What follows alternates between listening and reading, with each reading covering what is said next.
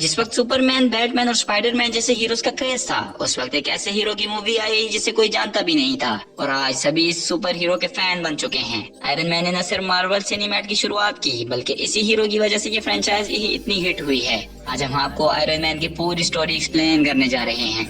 ये कहानी है टोनी स्टार्क की, जो कि बहुत अमीर और क्लेवर आदमी है।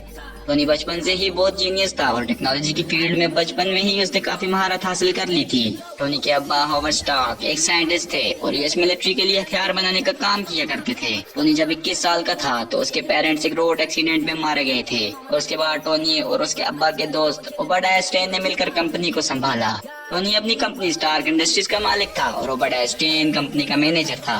टोनी ने अपने मुल्क के लिए बहुत बेहतरीन हथियार बनाए, लेकिन वो काफी रिस्पॉन्सिबल आदमी था, जिसकी वजह से ओबाडिया उससे बहुत चिढ़ता था। एक बार टोनी अफगानिस्तान जाता है, जहां अपनी मिलिट्री को नए जेरिको मिसाइल का डेमो देता है, लेकिन वहां से वापसी पर इन पर टेररिस्ट अटैक हो जाता है। टोनी के सामने उसी की कंपनी का बॉम्ब आकर गिरता है, इसके फटने से उसके टुकड़े टोनी के सीने में लग जाते हैं। बाद में जब टोनी को होश आता है तो वो खुद को एक अजीब से गार में पाता है और उसकी चेस्ट में एक मशीन लगी हुई होती है, और उसके साथ एक जिनसन नाम का आदमी होता है।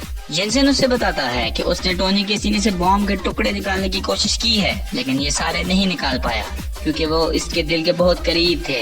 इसलिए इसके चेस्ट पर एक इलेक्ट्रोमैग्नेट लगा दिया ताकि वो बॉम्ब के टुकड़े उसके दिल की तरफ ना बढ़ पाएं। वो इलेक्ट्रोमैग्नेट कार की बैटरी से चलता है। जिनसन टोनी को बताता है कि वो दोनों टेररिस्ट की कैद में हैं और एक ऐसी जगह पर हैं जहां उन्हें कोई भी नहीं ढूंढ सकता। वो टेररिस्ट टोनी को बोलते हैं कि अगर हमें नया जेरिको मिसाइल बनाकर दोगे तो हम तुम्हें छोड़ देंगे, मगर टोनी जानता है कि वो इसे आखिर में मार डालेंगे। इसीलिए वो मिसाइल बनाने के बहाने यहाँ से निकलने के जुगाड़ में लग जाता है।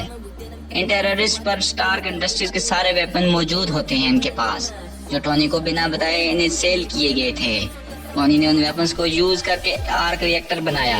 Arc reactor electric power generate करने वाला एक डिवाइस है, जिसकी इन्वेंशन टोनी के अब्बा ने की थी।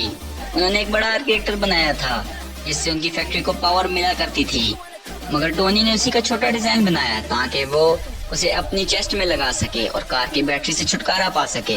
इसका पावर इतना था कि लंबे अरसे तक टोनी की चेस्ट को इलेक्ट्रोमैग्नेट का चला सकता था, लेकिन ये टोनी ने किसी और पर्पस के लिए बनाया था।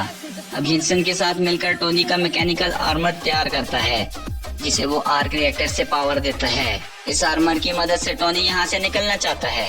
जब वो सूट बन जाता है और टोनी उसे पहन रहा होता है, तब टेररिस्ट को शक हो जाता है और वो इन पर हमला कर देते हैं, मगर जिनसन टोनी को बचाने के लिए अपनी जान दांव पर लगा देता है।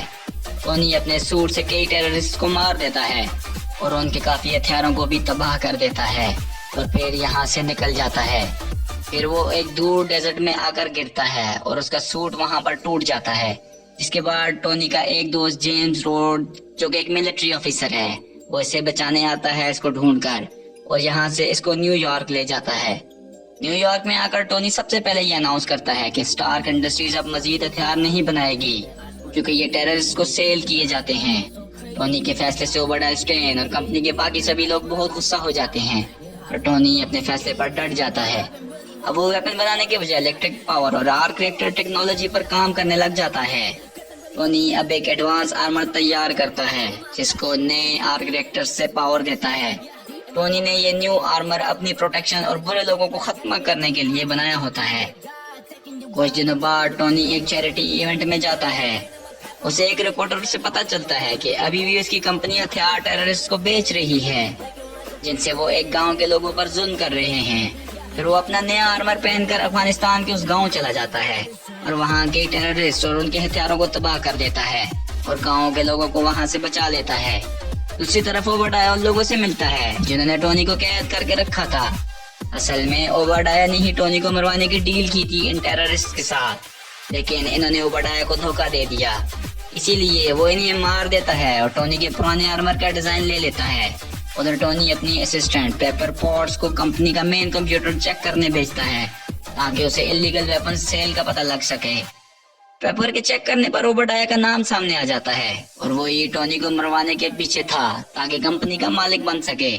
पेपर ये सारे सबूत जमा कर लेती है और फिर शील्ड के एक एजेंट को ये सारी इन्फॉर्मेशन दे देती है।